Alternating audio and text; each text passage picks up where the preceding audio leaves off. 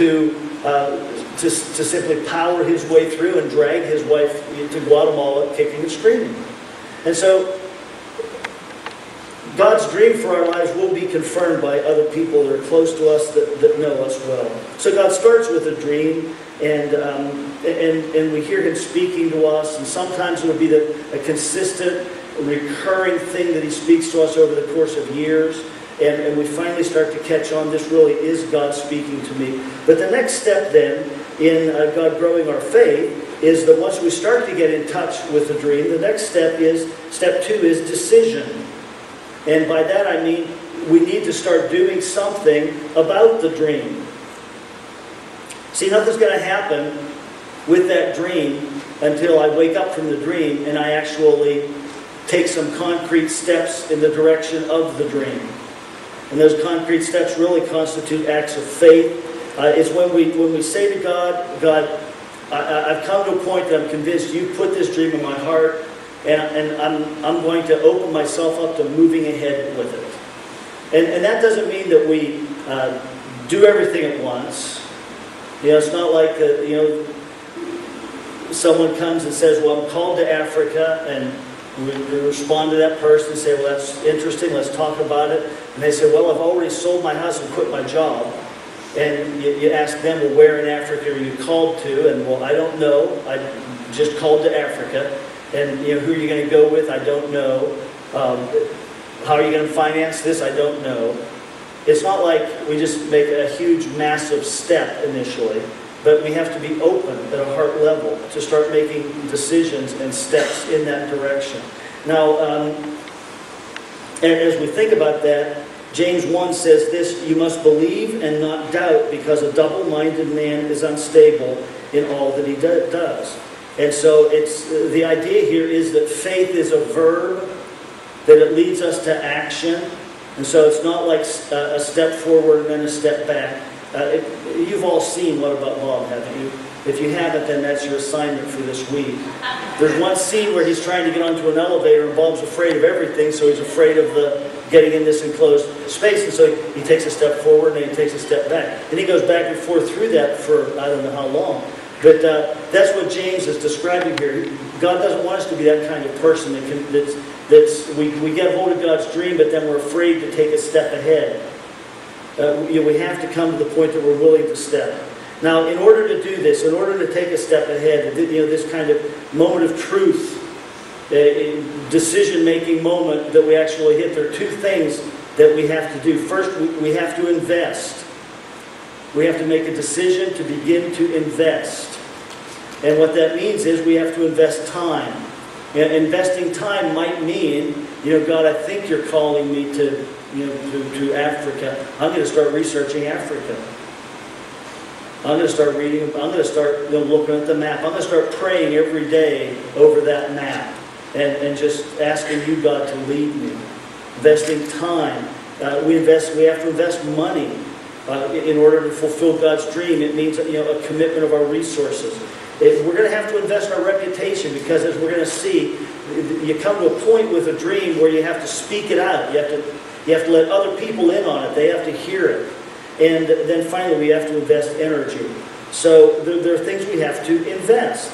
But then also there are things we have to let go of. And the main thing that we have to let go of is security. And I have to ask myself, where do I find my security in life? Is it through a relationship with another person?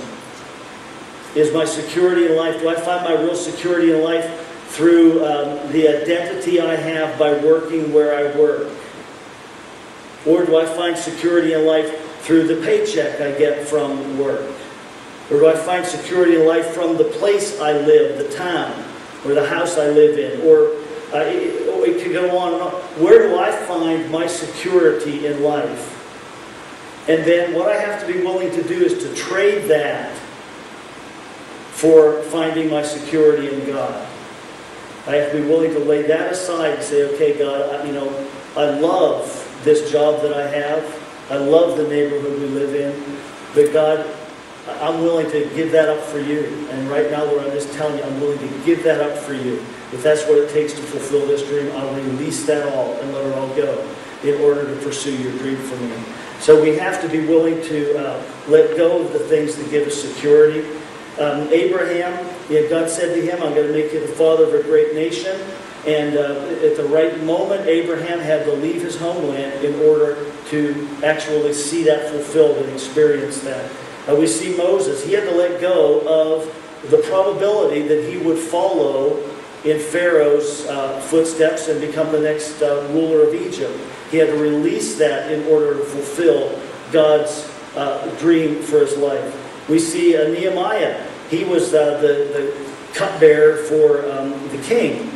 And, well, someone put it recently this way. He was really a bartender, Nehemiah. I mean, he provided the wine to the king, and he had to taste it first to make sure the king didn't get poisoned.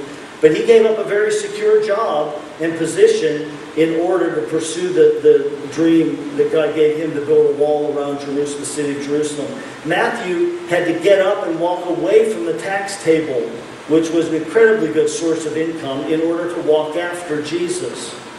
Peter had to leave the family fishing business in order to become a follower of Jesus. So to pursue God's dream and to see our faith grow, we have to be willing to risk. We have to be willing to give up the things that give us comfort and security in our lives.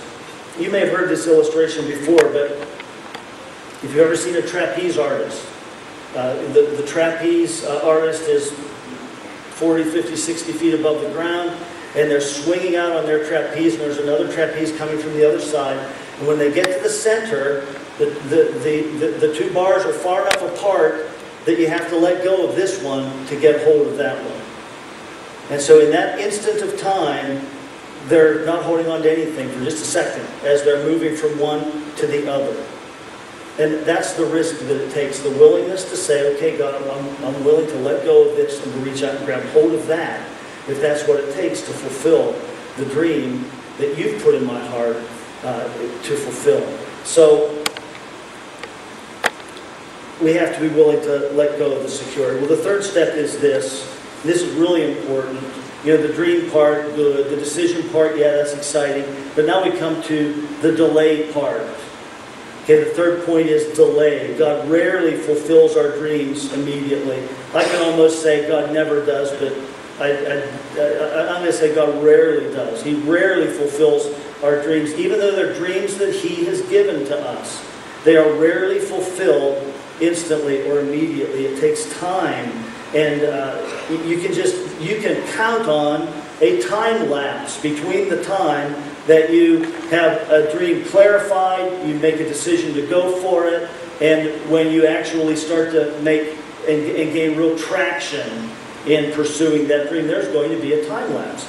And if we don't know that, then we get into this period of delay, and again, the questions come. And we start asking, well, God, what did I do? Did I do something wrong? Did I take a left turn and you want me to take a right turn? Did I really not hear from you? You know, what's up, God? You know, why isn't it happening?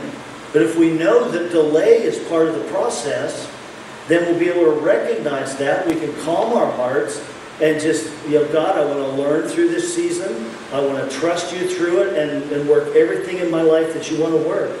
So that the questions of when, Lord, and where are you, Lord,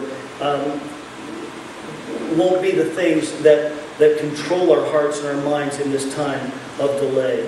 Now Habakkuk, the prophet Habakkuk quotes God, and here's what God said. He said, these things that I plan won't happen right away. Slowly, steadily, surely, the time approaches when the vision will be fulfilled. That provides a sort of a template for how God works in our lives. He gives us a dream. We finally grasp that dream. We make the decision to pursue it and take the steps to pursue it. But it's not going to happen as fast as we think. It's not going to happen as quickly as we think. And we have to be ready to be patient. Noah waited 120 years from the time that he was given instructions to build the ark until it started raining. That took some real faith, don't you think? Some real trust, some real perseverance. Abraham was promised to be the father of a great nation. He didn't have the child that promise will be fulfilled through until he was 99 years old. Moses, knew that he was God's called and anointed, but then he